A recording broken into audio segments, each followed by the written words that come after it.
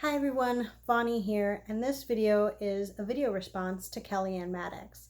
She recently posted a video of the 10 changes in her witchcraft practice, comparing her practice when she was a teenager to her practice of now. So I started practicing when I was about 13 years old, and that was 23 years ago. So a lot has changed. So I'm only discussing 10 points that are different now, but I'm very different, and my teenage self would probably be appalled for some of the things that I do now that I didn't do then, and vice versa. So the first thing is my original BOS, my Book of Shadows, my grimoire, whatever you want to call it, was originally in a CD.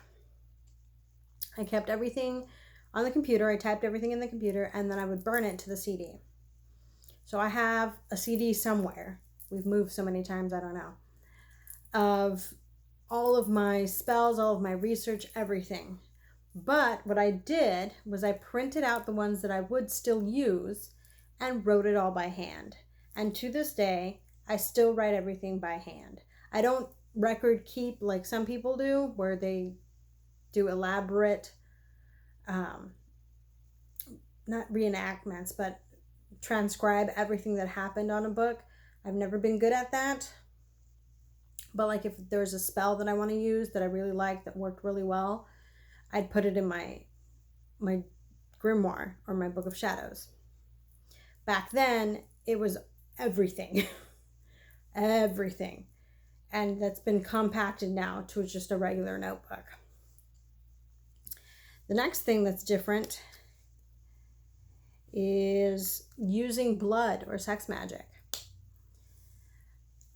Being that I was sexually abused as a child, I was abhorrent to sexuality in the physical sense. And I thought bodily fluids were gross, but that's just how some kids are. So in my 20s, I used my menstrual blood to have children.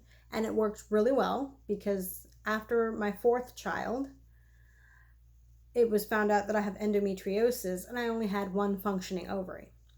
So the fact that I had kids, 4 at that, was like, oh my God, how did this even happen? You have endometrium tissue everywhere else. How is this working? Your body's not functioning. You have one ovary that's just completely covered in endometrium tissue and has some inside as well, and you still ended up with kids. So I know my teenage self would be horrified knowing that I used my menses blood for that. And also in my 20s, when I wanted to raise energy, I would have relations with my husband at the time for our marriage and things like that. But it was just to raise energy, and he knew what I was doing. I never did it without his knowledge, without his permission. So my teenage self was abhorrent up until like age 17, 16, where I was really into it. But I know younger me would be like, ew, gross. Another thing that's changed is casting a circle. When I first started my practice, I was every spell, every ritual, everything started with me casting a circle and a circle of protection. I didn't want anything coming in. I didn't want anything coming out. It was just ensconced. And now I don't. And I may do it on occasion, like if I'm outside in a public area, but when I'm inside my own home, this is my sacred space, regardless of where I actually do my work, which is in the basement. But it's still my sacred space. My family lives here. So I don't cast a circle or protection when I'm with my family. The same thing when I'm with my friends. If I'm there a lot, I don't need to. And in honesty, if somebody interrupts me, it doesn't bother me. So if I would understand, like if I was in a public space, maybe, because I didn't want to be interrupted. But here, my kids come into the basement and bother me all the damn time going, what are you doing? Can I join? Can I do this? Ooh, matches. Ooh, is this a lighter? What does this do? I get a lot of that. I mean, my kids are between 10 and 16, and we're all like ADHD, and my son is high energy. So I'm used to being interrupted, but I don't let it ruin my ritual. And speaking of rituals, what number am I on? 1, 2, 3. My fourth change would be that I no longer make elaborate rituals.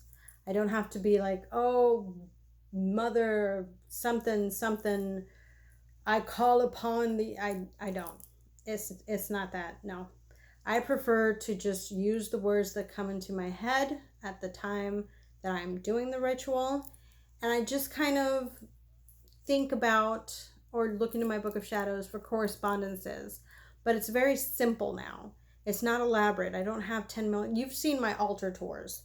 It's not big and elaborate with a bunch of bells and whistles and bits and bobs. It's just something simple to get the job done.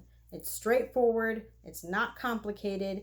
Before it'd have to, oh, you need this herb, you need this crystal, you need this symbol, you need this color. And it's just, it gets overwhelming and it's a pain in the ass. So I was just like, no, I'm going to keep it simple. I may use crystals. I may use herbs. I may use snow. I may use urine. It's going to be simple. I'm not going to overcomplicate it, because then I'm going to get worried that I forgot something, and it's just going to fucking ruin it. So speaking of elaborate spells and rituals, I am no longer against hexing. So when I first started, I was very much about the Wiccan read. And in essence, it's kind of impossible to do no harm, because when you're doing a positive working, it may affect somebody else negatively. You are harming that person. You are harming something. But it came about when I was a kid. I was like, no, I'm not cursing. It's bad. I or love spells or anything that contradicts somebody's free will. I see it as using magic to benefit yourself, which is even the positive of it. It's to benefit yourself. It's to grow as a person. And I'm not afraid to do binding. I'm not afraid to do banishing. I'm not afraid to do a love spell. I'm not afraid to do a hexing. And I have done one.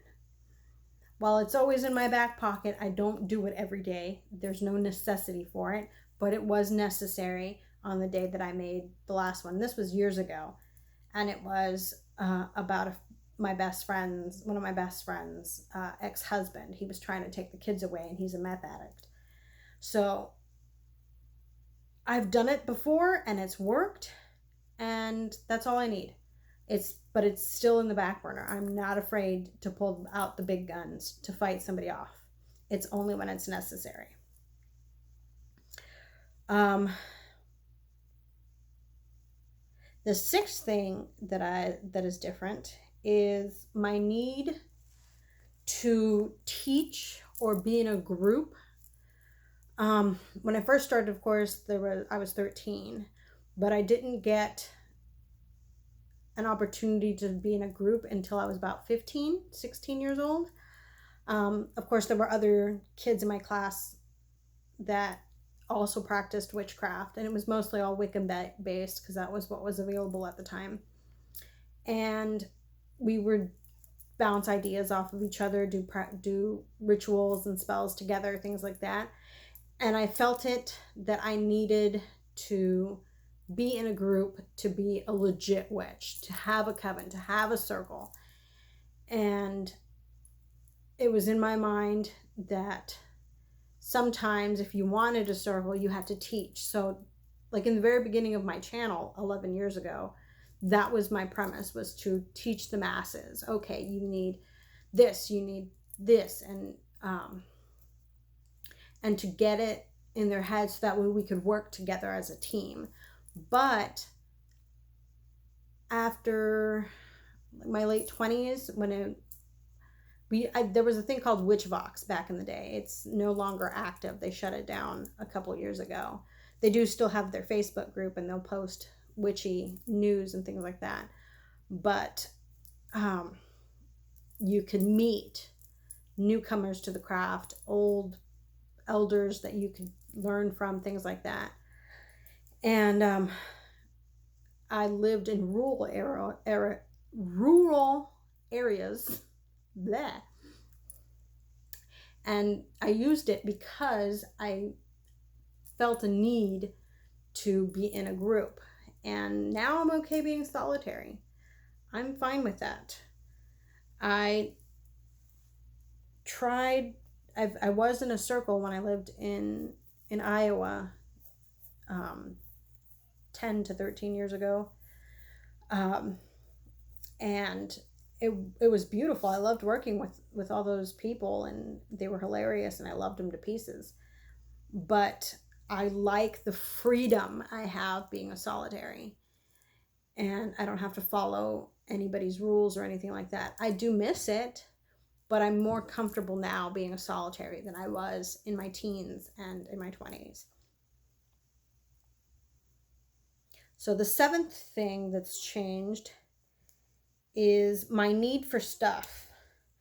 When I was a little witchlet, I was so upset, for lack of a better term, that I did not have all the elaborate candles, all of the statues, all of the incense, all of the stuff that you accumulate.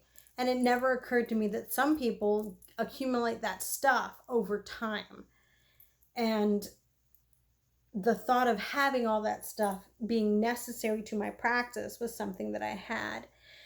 And if you've seen previous videos, you don't need all that stuff. The magic is in you.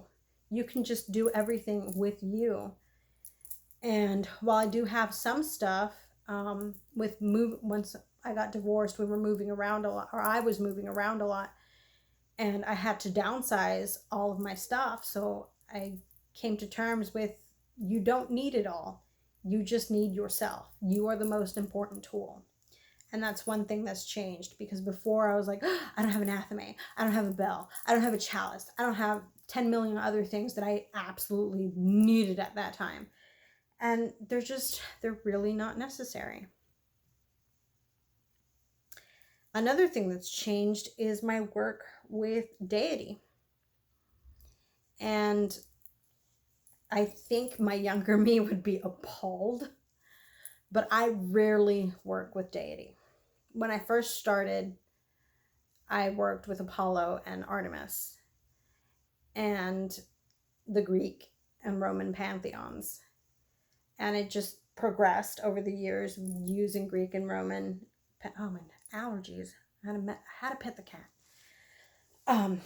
And my need to search for a higher power, because while I believed in a higher power, it needed a name or it wasn't valid, kind of thing. And as I grew older, my need for deity work wasn't as fundamental for me in my practice as it was when I was younger. And now, while I do work with entities and spirits and things like that, I don't work with a specific deity. Like, there's no shrine for a specific deity. There's no need to do my spells being watched by specific deities.